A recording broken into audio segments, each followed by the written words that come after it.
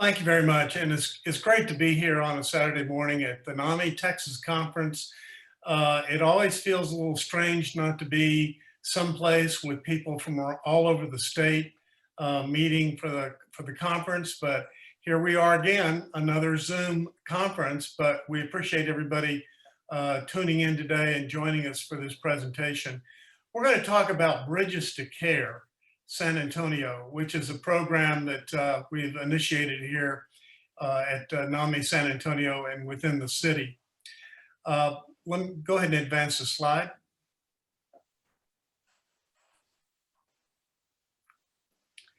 So there are three of us that are going to be making this presentation today. Myself, I also help chair I do chair the NAMI FaithNet Advisory Group nationally, and this has been part of the effort through NAMI FaithNet as well. Ann Helmke is going to join us. Ann is with the City of San Antonio, and she'll explain her role in a little bit, but she is the faith liaison to the Department of Human Services for the City of San Antonio, and that's one of the maybe unique aspects about the way that we've approached this. And then we have Veron Blue, who is the pastor with Family Life International Ministries, and you'll hear from Veron and how Bridges to Care has been implemented in her own community. Let's go to the next slide.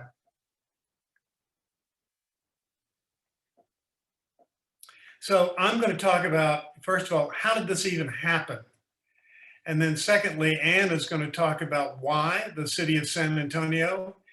And thirdly, Veron is going to talk about what does Bridges to Care actually look like and how does it function. So let me begin with let's try the next slide. How did this happen? About 10 years ago, one of the things that we did here in San Antonio was we helped start an ecumenical worship service. And it was really an attempt on our part to bring together faith communities from throughout the city, different denominations, to be able to have a special service, worship service, so that people could come and help support their family members. And it was a service for hope, healing, comfort, and support. And it was very well received. And in the process, what we did was we began to establish new relationships with churches, congregations, pastors, priests, rabbis from throughout the community. I guess after probably the third year of doing that, or the fourth year, it struck me that what we really needed to do was enlarge the conversation across the whole city. What we needed was a way to bring people together, and especially to engage faith leaders in our efforts to reduce stigma and to provide better support and education on mental health. But we didn't want to just have a conference for faith leaders. We wanted it to be everybody in the city, to bring everybody into one space. So we approached our county judge and asked him for the use of the Tobin Center, which is our Center for Performing Arts, major facility. We brought together a steering committee, and when we asked the county to help support us, the answer was not only yes, but what else can we do? We began approaching several other groups in town, congregations, and we immediately had the support of a major congregation who gave us $50,000 to support the conference, to support the first year of Pathways to Hope. And that really became our seed money and allowed us to approach others in our community to say, will you come together with us? And in August of 2016, we held our first Pathways to Hope conference. We had no idea how many people would show up. It was, as I said, held in the Tobin Center in person. We had over 1,200 people come that first year. And I think the overall impression was, wow. Imagine this, people coming together on a Friday and Saturday to hear a conference, listen to speakers, participate in workshops, to hear a conference on mental health. And it not only engaged people who work in the mental health area, but families, people living with their own diagnosis, people in social work, judiciary, law enforcement. In other words, it looked like our entire community, and that was the power of bringing people together. As we continued over the next several years, in 2019, we had again, our last live conference, and we had a networking session. We had several speakers come and talk about a program in St. Louis, Bridges to Care St. Louis, that they had begun to help that community recover from the trauma of the Ferguson riots the previous year. We invited the people from St. Louis to come to our conference. They came, and then at the end of the conference, we held a networking session to ask people in San Antonio, would you like to do something similar? Would you like to bring people together to be able to talk about how faith communities at the grassroots level can become more engaged in providing a welcoming, inclusive, supportive environment for people living with mental health issues? We got an overwhelming response from the community that, yeah, that sounds like a great idea, which led to visiting with one of the people who will come next on this call, Ann Helmke. Ann was part of our steering committee for the conference and has been a huge ally and supporter and advocate and partner in everything that we've done in the city in mental health, and especially with faith communities.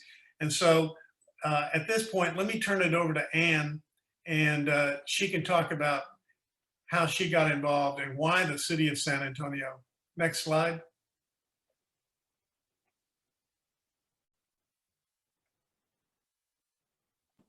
Thanks, Doug. And this is so exciting to be with all of you. And in telling our story, and one of the things that we've, I think, also learned, I know we're going to talk more about what we learned at the end, but Bridges to Care, in one sense, can be replicated. And, we took the model out of St. Louis, but it also needs to be, contextualized. It needs to become your own, even within our own city. We have 10 city council districts, and each of those districts are very different, culturally, and just they're different. And so it needs to be, kind of set into that space. So in sharing our story, one of the parts that might be different, and you might have to look for what I think is part of the magic here, you might have to look a little differently for this mix. And where I'm going is this partnership with the city of San Antonio. And not just my specific role, but not every city has this role. All the federal departments do, they have faith liaisons, but there aren't a lot of cities, although I think that number is growing. So I think you also need to understand just a little bit about my role and the importance of how this was able to move in the way it did. So I'm the faith liaison with the city of San Antonio within the Department of Human Services, not human resources, but human services. And the mission within the department is to meet the human needs of the most vulnerable families and communities within our city.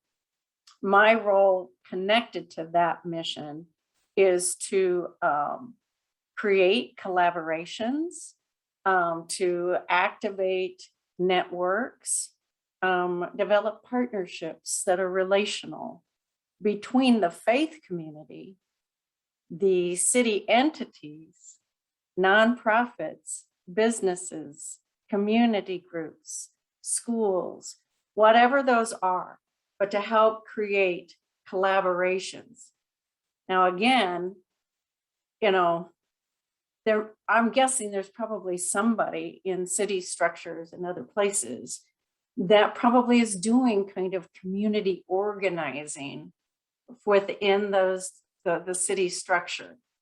And you might need to find that person. It might not be someone exactly like me, but that has made a difference. And it's not just who I am, it's because of the mission of this particular initiative. Now, the faith-based initiative is that it's not a program. We're not trying to create a new structure or a new nonprofit, or although quite a few new things have come out of it, but they come forward and begin to stand on their own. So when it comes to Bridges to Care, I say all that because it does make a difference in getting people to work together, especially in a more of a dominant culture of the separation of church and state.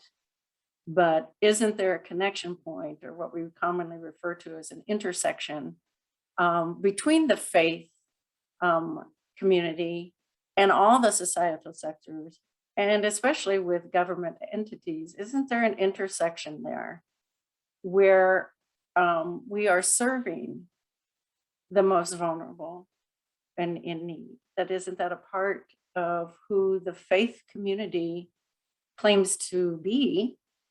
Service, love, compassion, and to engage that and to recognize that one of the largest natural resources that we have in our city is the faith community. And that within the faith community, every societal sector sits there, right? So it's kind of a natural weaving point, but the fact that it sits within the Department of Human Services, it helps us to also focus our work. So it generally, I haven't felt it. Someone else could tell me different, but it generally is not about politics. It's about service and people of many faiths working together. And so now recognizing that the golden rule is found in all the world religions, and that's kind of the connecting point in terms of the many faiths working together to treat others the way we wish to be treated, and equally to not treat others in ways we do not wish to be treated. So how can we do that? So it is kind of an extraordinary opportunity, but again, I don't think if you don't have someone like me, it doesn't make any difference. There's probably someone, department, and human services would be a good place to look for something like that, or perhaps in the health department. There might be somebody working in ways of service. So, I encourage that, but I think that's important to know for San Antonio. And I think it was interesting when we were first looking, and Doug can correct me, but when we were first looking at the model from St. Louis, one of the things we kind of, I confess, we coveted was that they had a behavioral health network that supported the work of Bridges to Care in St. Louis. And we didn't have anything like that. But I don't think St. Louis had anything like this initiative. So it grew differently, and we've grown differently, and we've taken, borrowed, shifted, and it shifts all over the city as well. So anyway, what started to happen is Doug talked about with Pathways to Hope was this kind of all inclusive community perspective, at least at first, and then engagement of recognizing that it's about all of us coming together. So the faith community and families and professionals and those, who are suffering, to come together and work together. And so that kind of mixture of bringing faith conversation into this work in a way to work together really, I think, opened up possibilities. It also helped to address, and still is helping to address stigma And I know that our next speaker, Verona, is going to talk some about that.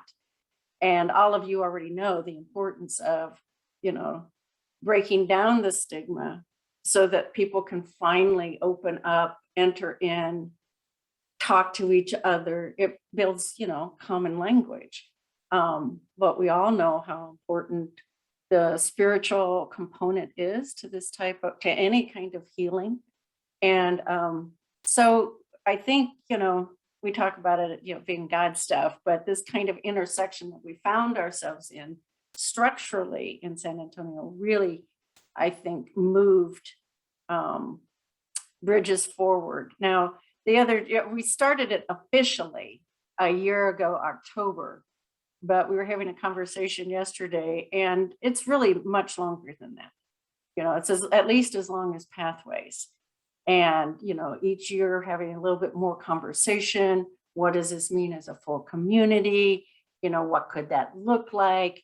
I mean, that sounds like each year. Each one of those questions was 1 year. And then finally in August of 2020, after Pathways, we were like, okay, we need to do this thing. And basically after those years of talking about it and learning and developing relationships, it all just kind of came together, didn't it, Doug?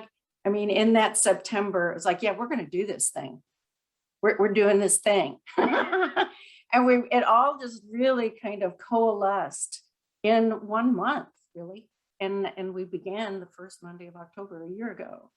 And so for someone from the outside or someone new to it or whatever, it was like, wow, you've only been at this a year. Well, in terms of, real engagement, yeah. But in terms of development and being made ready, that's got to be at least 5. And we could probably even look before that, 10 or 15. I mean, we could probably look through our history and see those little movements that have helped us open doors, build relationships, and get closer together. But it also helped us to move more intentionally when we finally went, we're going to do this. And it has just been amazing to watch this co-laboring together. Also, the power, of telling story itself. I mean, I just basically told part of that story, right? It was patience, and all of us who work with community know that you don't see things right away. Yeah, you've got to be committed. You've got to be intentional. And to open up those kind of relational partnerships. And speaking of relational partnerships, I'm going to share my screen now because I want to take you to what could be, or it is for us still and people here, but I want to take you to the website of Bridges in San Antonio. Can everyone see this? I want to make sure it's on the screen. Good. So it's a simple website. So you don't have to, it's easy to use. And I wanted to take you here so that if this is something that you're looking to build or are already building, I know Bud is with us, but you can also go here to find the resources and use them and take them and, make them your own. Which would probably be in some cases a lot faster than calling one of us, right? Just, I remember they had a 1-pager. We could take that 1-pager, right? And I'll show you the 1-pager. So this is the Nami website in San Antonio, but Bridges to Care. And if you Google Nami, San Antonio Bridges, it'll come up. So for example, what gives the general kind of the mission statement that it builds connections between congregation service providers, trains people to be companions to one another, brings hope and compassion. So the mission is there, but if you go to About Us, for example, you're going to see a 1-pager here that really breaks it down. It still gives this mission statement, what we do at the top, but the 5 steps in our process. I mean, there's a lot of little steps, as we all know, but the basic steps, it gives the core training modules of what everyone receives. I hope that Veron's going to be sharing some numbers with us. If she's not, I'll start looking those up so we can kind of tell you how many wellness champions we now have and how many cohorts we have. But we do have, this is kind of our terminology, but our team and what these things mean. When we started in October of 2020, because we also partner with the city department. We had goals, right? We have to like write these things down, but we planned that by the end of the fiscal year, which would be September of this year, that there would be one cohort of congregations in geographical proximity within each of our 10 council districts. So it's really, really easy kind of math. So 10 cohorts, one in each of 10 districts with approximately 10 congregations in each one. And so that was our goal by the end of September 2021. We were almost at 10 cohorts by the turn of the year, at January, February, somewhere in there, we were already 10 cohorts. Now we weren't 10, and we weren't, like in each of the districts. Some of our districts, it caught like wildfire, and that's the story you're going to hear. And so they have multiple cohorts. And so that was kind of our goal for the first year.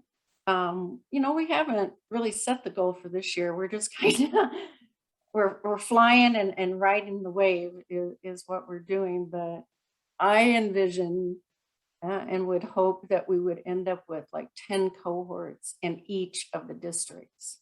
We have about 1,400 congregations in San Antonio.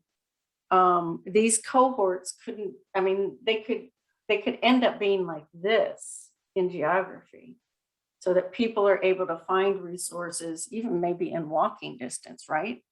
But it would be really nice if we had like 140 cohorts, because that would mean almost every congregation would have gone through this basic training.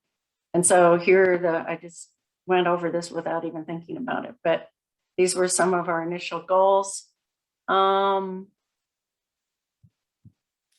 we also talked just a little bit here about, relationships and how we operate. And again, I want to just show you a little bit of the webpage, but those partnerships, when I said earlier, we didn't have a behavioral health network, but what did come out of this work in San Antonio is that we did develop one. We didn't have it really before.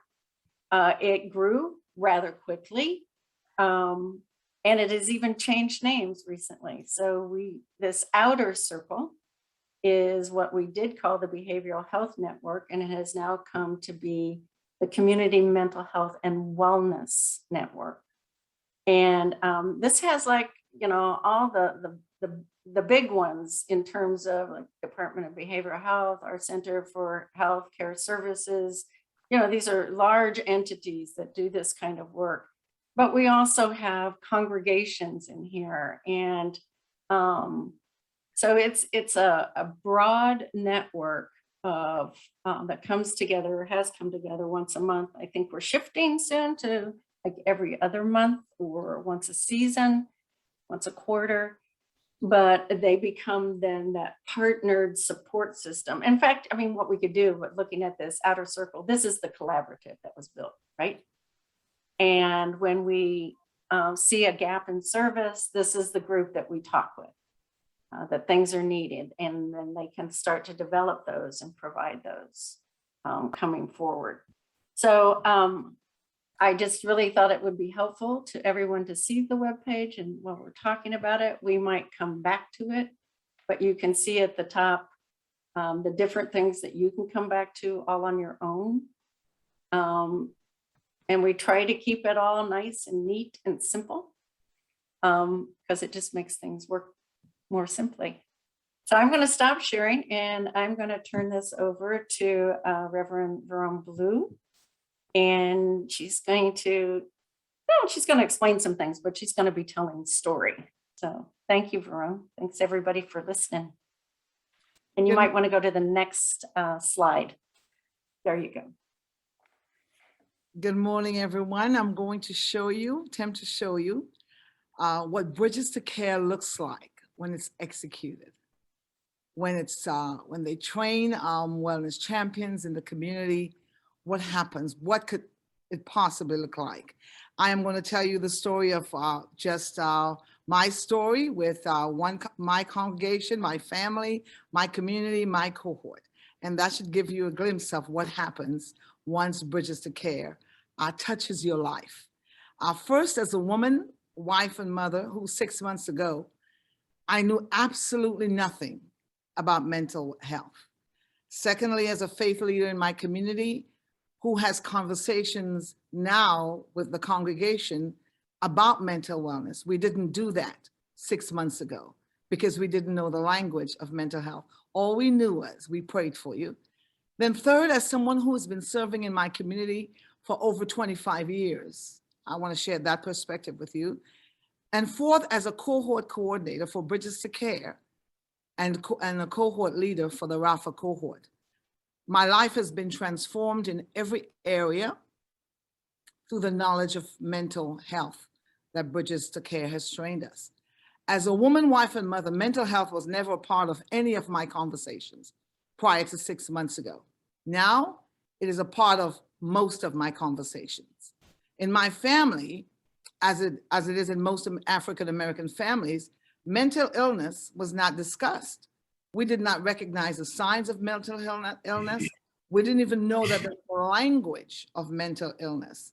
Now that we understand a little bit about it, I understand why my mom behaved the way she did when she had trouble remembering things and she was concerned about people taking things from her.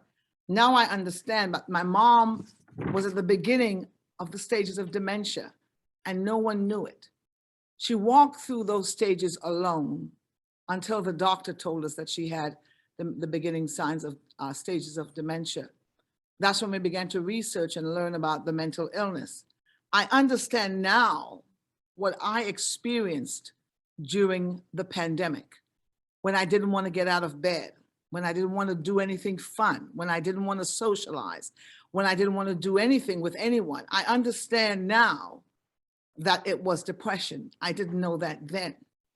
And because of the Bridges to Care training, my family and I now have conversation about mental illness. We talk about depression and anxiety. And 3 days ago, my daughter-in-law shared with us that her therapist told her that she had postpartum depression. Before the training, we wouldn't have even been able to identify with what she was talking about, but now we do. Before she had the baby, however, I had told her about a postpartum depression class that I recommended that she take, just in case, and she did it. So because of that, she knew that what the signs were, because we had started having conversation about mental illness. This was not possible or even thought of before our training with Bridges to Care. I had even recommended to both of them, both her and her husband, that they get a therapist, that they didn't need one at the time, but it was best to get a therapist, just to have one in your family, just in case you may need it. And so, because they both have very high level stress jobs. Even though they were not in crisis at the time, I told them it was good that they build a relationship with the therapist. And they did. And so the challenge that no one expected came, but they were a bit prepared. So when this challenge hit, she understood postpartum depression because of the training she had had, and she had already had a therapist. So she had someone to talk to about it. This story could have had a totally different ending, except that Bridges to Care trained us and are walking with us through the web of understanding mental illness. I took the training, I thought, to benefit my community. However, the greatest beneficiary is my family and I. There's so many incidents that would have had totally different outcomes had my family not taken this training. My husband decided to take the training. My daughter took the training. My son just completed Nami's family to family training. Mental health is now discussed as part of our family conversation. We're getting ready to take trainings from Nami on support group facilitation. We don't always get it right in our families, but we talk. We have learned how to have conversation about mental illness. This is so critical. 6 months ago, I couldn't have done that. We would have dealt with our family situations totally differently, except we went through the Bridges to Care training. So now we connect. So no one in our family walks alone. Bridges to Care has changed me, my family, and the generations that follow us. As a cohort coordinator for Bridges to Care, I have witnessed our leader, Doug Beach, his concern for the community where mental health is concerned. His love and care for the community was birthed out of his personal story. His heart is that no one walks alone in our city when they're going through a mental health challenge. As someone who has worked with other organizations in serving our community, I know there are 4 ways an organization can connect with a community. We can either stand face to face in judgment of them and condemnation, but we cannot heal if we judge the community. We cannot heal the community if we judge the community. We can walk behind them, pushing them. You're too slow, speed up. What's wrong with you? Or we can walk ahead of them, pulling them. Follow us, we know what's best for you. Or we can do it the Bridges way. We can stand side by side with them in a mutually beneficial relationship. We can see the world through their eyes, listen to them, lock arms with them, and walk with them. Bridges to Care has done the latter. They have taught us the language of mental health. They're helping us to recognize and understand that it's not what's wrong with us, but it's what happened to us. They don't just give us the information and then walk away. Bridges to Care has a after plan. After they've trained you, now what? They help us to the congregations to implement the mental health knowledge that they've shared with them with the people in their community. That is my role as cohort coordinator, to help the cohorts to create initiatives to serve their community. A cohort is several churches in geographic proximity gather together for a common purpose. In 1 year, Bridges has 3 fully formed cohorts and 15 other cohorts in formation. We have a cohort that is being formed in every district, and some districts have 2 or 3 cohorts. We have 350 wellness champions who are trained or are in training at the moment.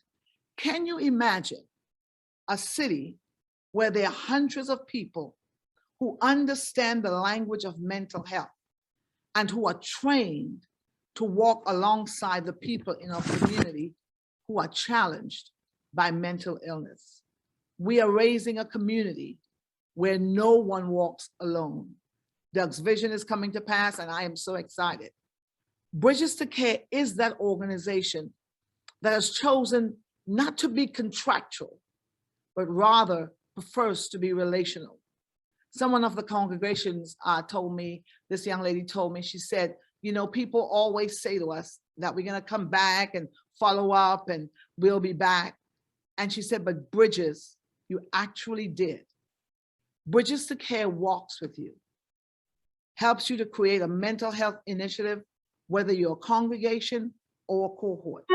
They have come alongside our community and are listening to us. And I'll share with you, and are helping us to understand what happened to us and how we can recover from this trauma that has affected us, and how we can live successfully with some mental issues. This, ladies and gentlemen, is a tremendous impact in my community.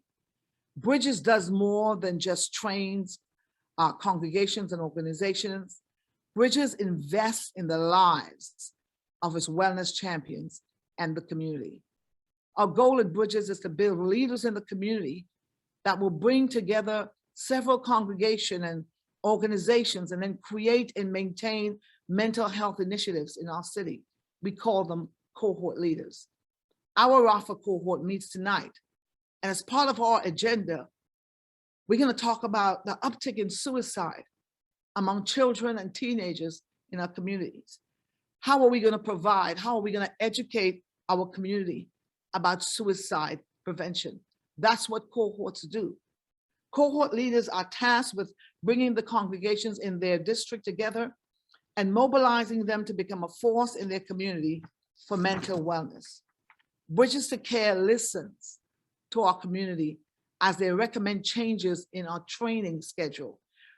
Recently, we had a councilman from on the intersection, a forum called the Intersection, and the councilman told a story of the horrific abuse that occurred in his community.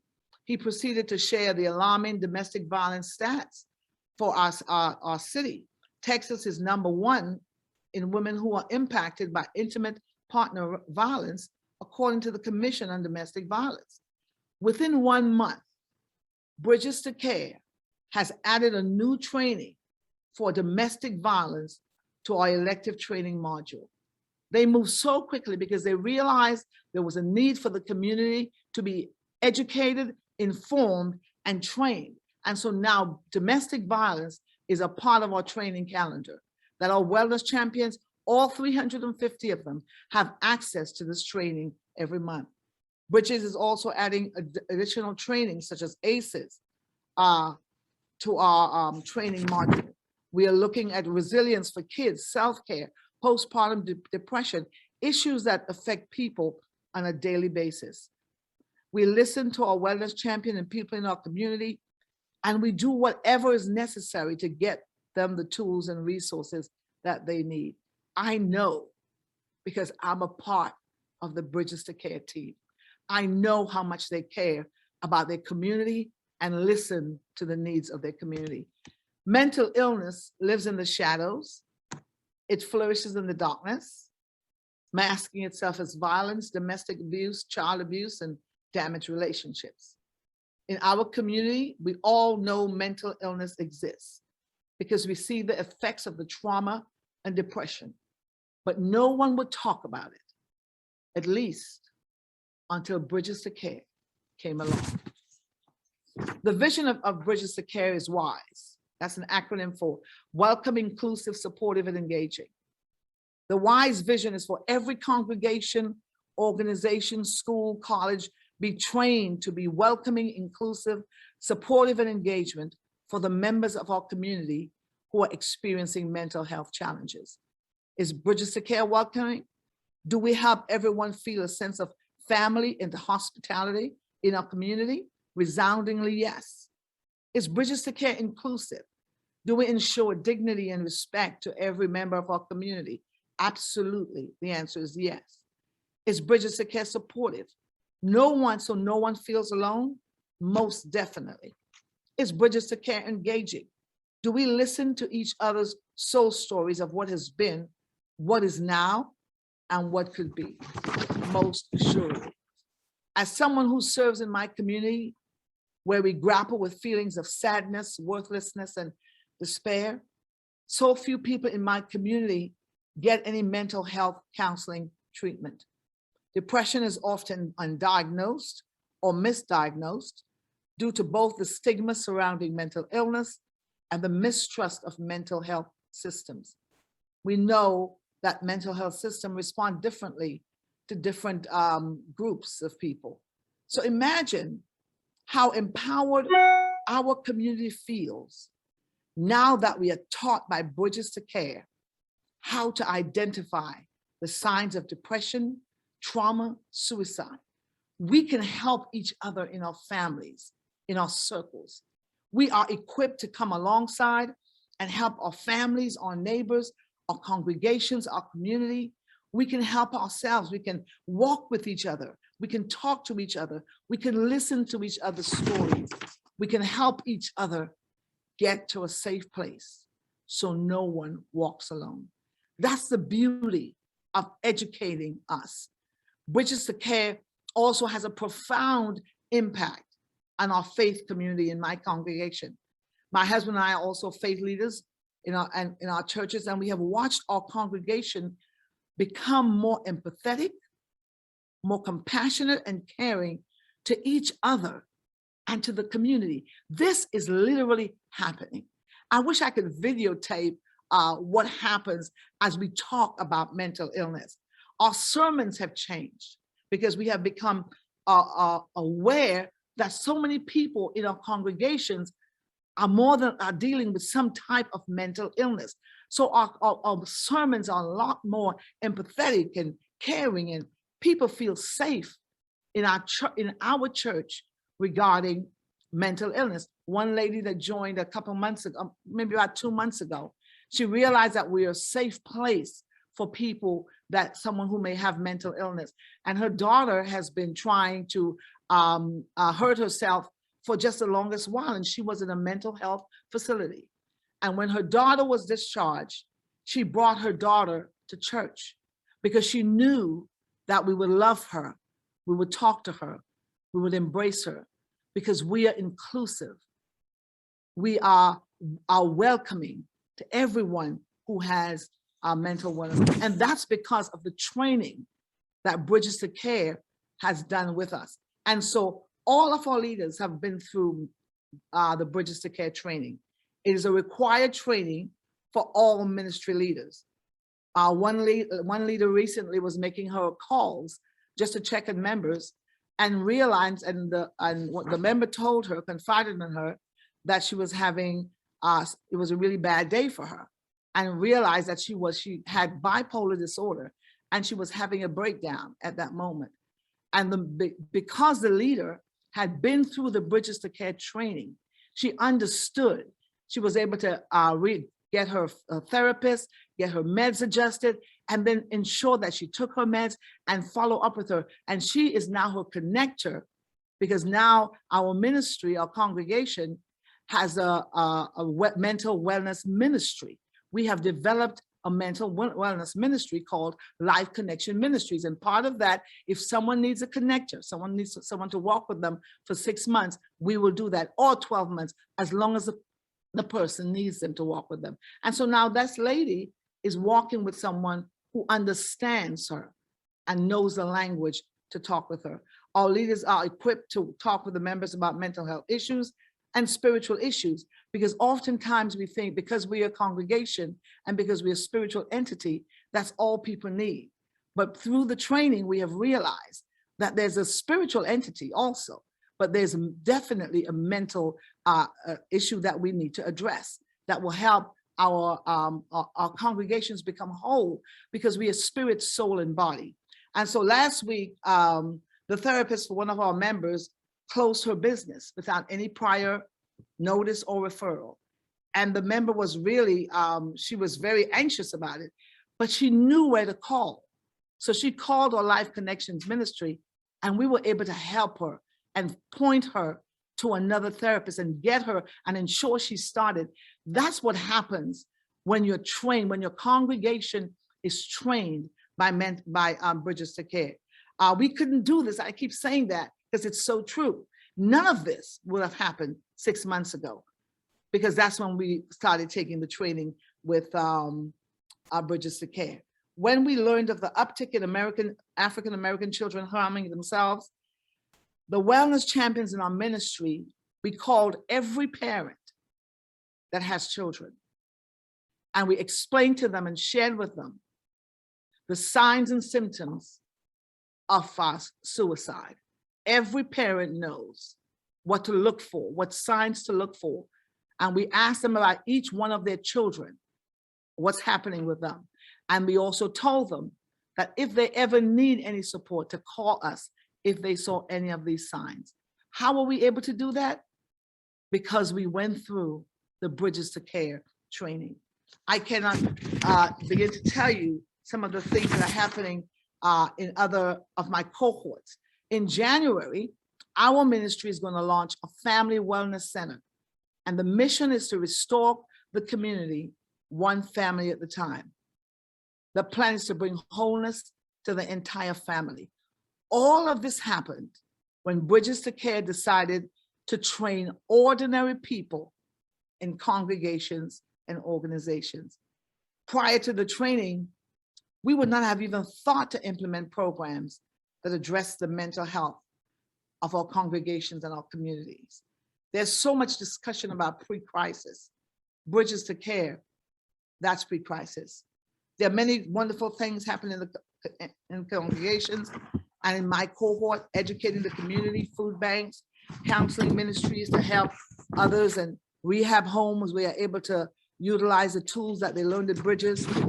And as a cohort leader, our team gets to create initiatives to help our community. Because of work that Bridges is doing with us, we now have 3 Zoom talk shows about mental health for a community at no cost. A licensed therapist talks about different topics with anyone from the community for 1 hour. Before the Bridges to Care program 6 months ago, this was unheard of. No one talked about mental illness. No one understood what mental illness was all about. Today, we are having conversation in our community about depression, about trauma, anxiety. For the past couple of Zooms, we have addressed the issue of suicide and depression because the holidays are coming and there tends to be an uptick in those numbers. Slowly, the stigma is being broken, the darkness is lifting, and the shame diminishing, because Bridges to Care dared to train congregations and organizations in my community. As part of the Rafa cohort team, this is not only happening in my church, it's happening in my cohort. And my cohort is 9 churches that have been trained in the Bridges to Care initiative and have come together to create change in our community. And we're doing just that. What's so interesting is that prior to Bridges to Care, 90% of the cohort had no or very little interest in mental health. We did not know what it existed. So Bridges to Care just reignited our understanding about people, about caring for people and how to care for people in a meaningful way. Since we have trained 6 months ago, we have, this is a photo of us having a celebration after we've completed our training. Since we have had the training 6 months ago, we have hosted a virtual spiritual mental conference in our city, which over 250 people attended. And with the support of West Care and Bridges, we are setting up about 150 mental health resource centers in the restrooms of our churches, beauty shop, barber shops, and our Rafa Talk, our trauma talk, is hosted by our wellness champions. And we talk about a mental health issue, trauma, like we talk about committing, about suicide, trauma, ACEs, all of it. We have a therapist come on. Anyone can come on. They can ask questions. We can talk about it. In a city where no one would dare talk about mental illness because of the stigma and the shame, 6 months ago, we are openly talking about mental illness every Monday night. All because Bridges to Care cared enough to come alongside us and help us to understand what happened and what's happening to us. And Bridges is so invested in the wellness champions. At least 10 of our wellness champions in our cohort have now become certified mental health coaches with the American Association of Christian Counseling, because there's a shortage of therapists in my community. And so this helps to address the shortage. We have 10 more people and we have many more. I think we're about 50 people that have signed up and registered for this class, but have not completed it yet. But there are people that are completing. I'm halfway through, I'm almost there. So we have people that are continuing their training because they're really interested in mental health and in helping our community get better. We have been trained we just completed a training last week on the Nami family to family. We did that. I think there was 16 of us from 5 different churches that completed that training. And then some of us are going on to become support group facilitators in the training, actually starting next week. And so we are continually, all these trainings are available to us through Bridges to Care, through Nami. There is nothing that we ask Bridges to Care to help us with that they've ever said no. They are always, how can we help you facilitate? How can we help you accomplish your goals? This is another talk show that we have, Sisters Sipping Tea. It's a monthly show for women, and we're talking with Dr. Sunita Punjabi, who's a brain coach. And we're talking about the hidden cost of forgiveness, in depression and anxiety. This we do every month. We've been doing this for a long time. And so we have her, she comes on with me once a month, and we have conversation about mental illness. So you can see that all kinds of ways, all kinds of things that are happening in my community. And what I really want you to know and understand is 6 months ago, none of this would have happened had we not said yes to the opportunity to become wellness champions and to be trained and to understand mental illness. None of what I'm talking about right now would have happened. And so relationships makes a difference. It's a golden thread that connects us all. Relationship is the key to the success of Bridges to Care. My friend connected me to Jerry and Bridges to Care. I connected some of my friends who are pastors in our city. They connected their members to become wellness champions. Wellness champions connected people in the community to Bridges to Care. We connected to other therapists and other people in our community that want our help. We connected to Beverly Watts, Westcare, who funded our initiatives. Rafa is now connecting to members of the community and has become a place of pre-crisis care for all of us. The city of San Antonio, plus Nami, plus Bridges to Care, plus Pathways to Hope, plus faith communities, plus faith leaders, plus therapists, plus Westcare, and plus counselors, plus mental health coaches, and equals an informed community that is no longer stigmatized, ashamed, or afraid of mental illness. I'm going to close with this story so you can understand how powerful it is to train people, everyday people, and to train congregations in understanding mental health. About 10 weeks ago, someone came into our lives, back into our lives. We had not seen them for 10 years, about 10 years. And within a couple of minutes of talking to her, we knew that she had been traumatized. Why? Because we were trained. My husband and I knew. Before the training, we would have just prayed for her and let her know that we loved her, because that's all we knew to do.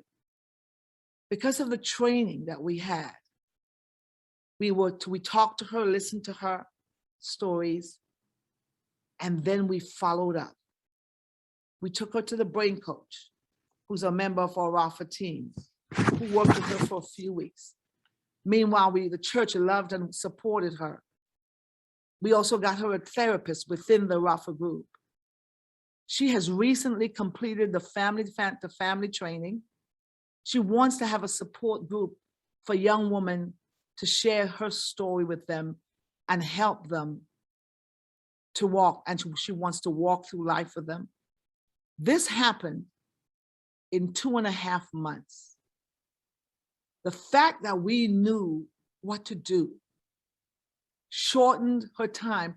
She was able to recover so much more quickly and get a job because we understood how to take her, get her to a safe place so that she can get the help that she needs. One of our therapists, as I mentioned, in our own cohort, is seeing her once a week. And we have 2 wellness champions assigned to her to follow up with her every week just to see how she's doing. This is the power of training congregations.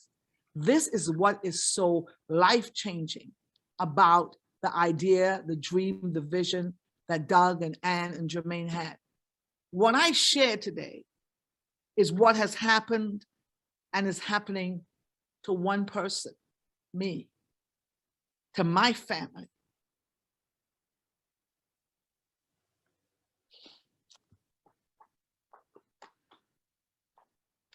To my congregation, to my community, in my cohort. all because Bridges to Care trained us 6 months ago. Now, can you imagine? This is just one cohort. We have 3 fully formed, and we have 15 that are beginning to form.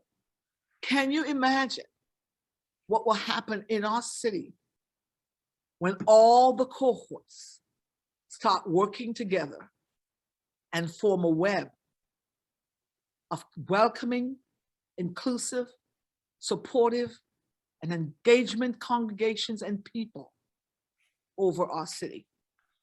Lives are being changed because of the impact of the Bridges to Care initiative, because Bridges to Care help us to understand what happened to us is happening to us, and that help is available for us. And that end gives us hope. We now have the language to describe and to discuss.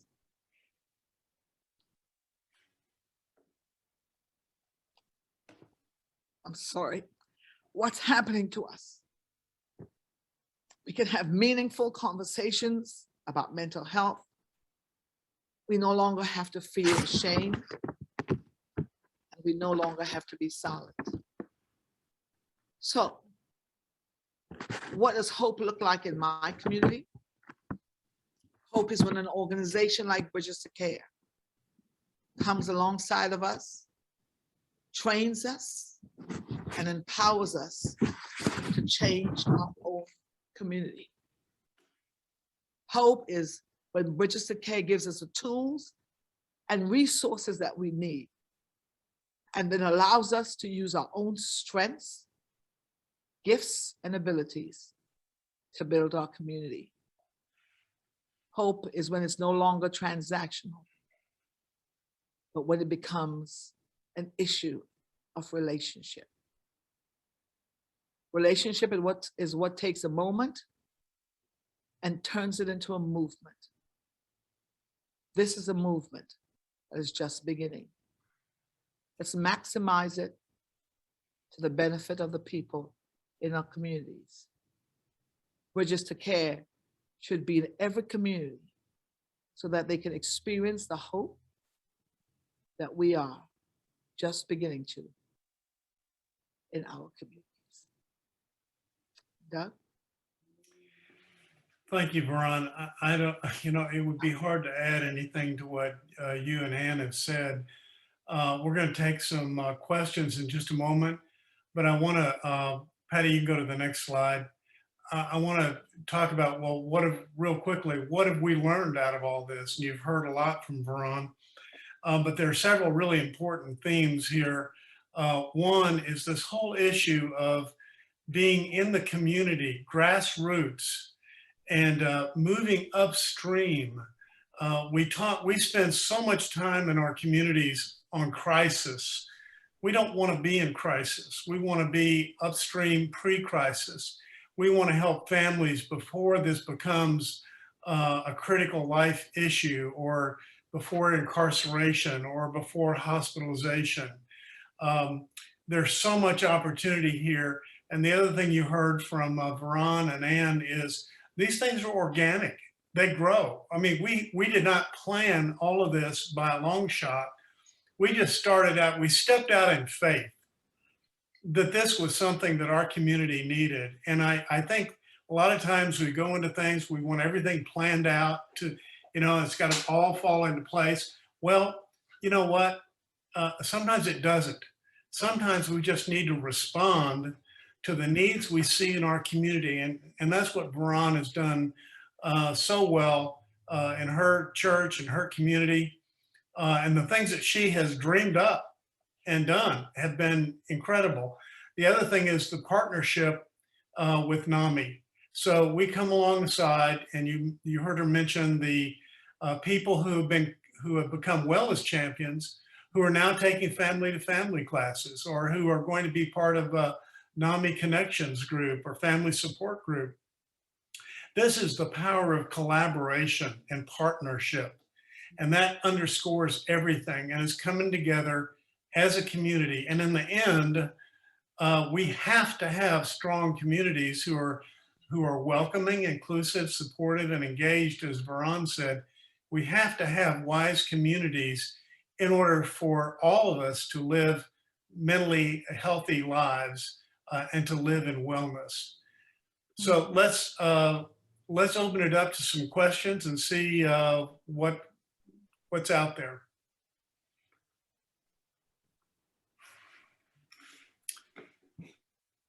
And I'm looking in the chat box, and does anybody have any questions that you'd like to ask Veron or Ann or myself? Doug, this is Bud. I just wanted to say to all three of you, thank you very much. And to second, third, fourth, your website, Bridges to Care, I use it every day up here. And it is a fantastic resource for anybody who wants to think about getting engaged with a program. So just wanted to tell you again, thank you. And Ann, I hear you talk about all you're doing in San Antonio, and I think about our city council up here, and I'm going to go find the person to start with. It may even be one of our friends that is a commissioner in the county who is here in Oak Cliff, who I know has interest in mental wellness. So, and there's going to come a time that I'm going to send you an airplane ticket and ask if you can come up. So I think it's important. I think it's, finding that connector in, those government spaces will help. It certainly, I think, has helped us. I mean, I've spent many more years doing collaborative work in the community, in the faith community, and trying to figure out, I mean, it would have been helpful to me when I was doing all that work, not working with the city, right? If I had known how to work with the city more. And faith leaders are always, trying to figure that out. What's that secret code to work together, or how to talk to the right people. And so, and frankly, it's a new initiative relatively. It started 5 years ago, but even when the city leadership decided to do it, they weren't sure what it was going to mean or how it was even supposed to look. And, but yet there was enough, I think, leadership smart enough knowing about this, large resource, natural resource, and that there was power and potential there. So there got to be people like that, and they're learning. Those same leaders are like, they're learning. We're all learning. And so there's probably somebody in your county or city, and they're doing stuff already, but they're probably also, they're trying to find the secret too, right? Oh, well, that's right. And we have such a large, growing, multi-faith community here working in mental health. As I am in Dallas, Texas, and we are working in mental health across 15 different counties up here, starting in Dallas. Well, more than Dallas, maybe 5 or 6. We've started talking with Nami, Tarrant County, et cetera. But we're also looking and working with 12 different community segments. And everybody I show the circle chart to, they say, give me a copy of that. And as that and the other 2 big overarching slides I use every day. And it's just an incredible program. So again, yes. Let me interject. One of the other key people on our team is on the call and has been helping us with the slides, and that's Jerry Gregory. Jerry, you want to wave so everybody can identify you? Jerry is our project coordinator, and Jerry and Veron and Ann and I kind of, we work together all during every week. The other thing I wanted to mention about this Bridges to Care program is we started out looking at faith communities, but we have already expanded to developing a cohort at Texas A&M University, San Antonio.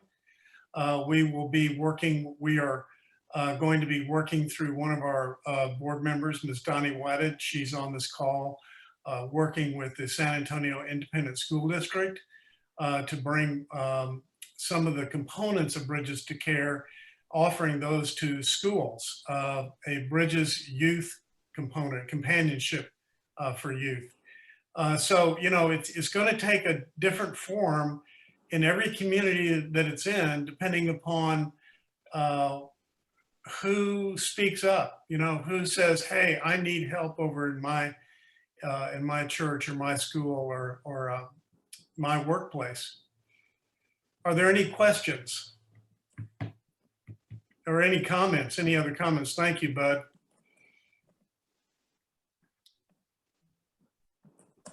I want to thank everybody for being part of this. And I would say that I know that Jerry and Ann and Veron and I are all available, that if you have questions after this is over, you can reach us through Nami San Antonio. You can reach Ann through the city of San Antonio. And we would be happy to answer questions and follow up. Ann has asked, I would love to know where everyone is from. Can you all put your place in the chat? So as we're closing, let me let everybody do that. We also have a question from Lisa. Lisa, feel free to unmute yourself. Just quickly, I was sitting here thinking about, you know, what you're talking about sounds wonderful. It really does. I'm an individual that has a mental health diagnosis. I'm currently doing training to become a mental health peer specialist. And my faith is very, very important to me. But I happen to belong to a church that, I'll say nicely, isn't really receptive to these kinds of things. So I'm trying to figure out, how do I, not only within my own church, be a resource to people, but also how do you know what I mean? Like, have you guys had conversations with individuals who are in churches that may not be there yet when it comes to, yes, this is something we need to tackle, and this is another way we could do it besides the prayer, we'll pray for you kind of thing? I don't know if that's really a question, but I guess I was just curious about that. Veron? I can answer that for you, Lisa. It starts with, if you have, you talk with your pastor and you can share with him your own journey and how important it is for you to be part of a faith community that understands what's happening, and that you know that there are other people in your congregation that also are having mental wellness issues. And so you can approach him. Another way to go about it is if you have a physical health ministry in your church, in your congregation. Many churches have physical ministries where they take your blood pressure and they talk about diabetes. And you can always say to him, you know, the brain is just an organ, just like your liver or your kidneys. And sometimes it needs help. And so that's a great way to share it with him. So maybe you could incorporate the mental health ministry with the physical. Maybe it would not be so, difficult for others to embrace. So those are two ways you can go about it. I suggest you talk with your pastor. If you would like to, I would be happy to send you some information about how having a mental health ministry in your congregation, how it helps. And so those are two ways you can start. And also there's someone else in your congregation that I'm so sure that will be an excellent advocate for mental health. So just don't give up on it. Just continue to talk with your pastor, find out other people in your congregation that also want to talk about it, that may have had mental health challenges. And that's a great way to go about it. But you need to get the approval of your faith leader, because if you don't, then it becomes, you don't want to start something that he does not endorse. So you really want to get the approval of your faith leader. And I think the other thing is, one of the notes I made is timing is everything. Mm-hmm. And there is a time and a season, and I can't tell you how many doors we've knocked on that didn't open. Right. And then years later, there was a receptiveness that we wished had been there before, but it happens when it happens. Yeah. And I know that may not be the answer you want, but I think the other thing is planting seeds, having those conversations. And I can almost guarantee you that at some point your pastor, the light bulb will go off because something even maybe in his life or their life may have changed. Yeah. I have talked to so many churches in this last year who have experienced a suicide in their congregation. It is a wake-up moment for a lot of faith communities. That wasn't something that was on their radar screen and they didn't plan, and it happened. And when that happens, you may find that your pastor turns to you and says, I think we need help. Yeah. Any other questions today? As I said, we're ready, willing, and able to work with anybody here in the state of Texas that is interested in this type of program. And, we encourage you to think about this and think about how it might work in your community.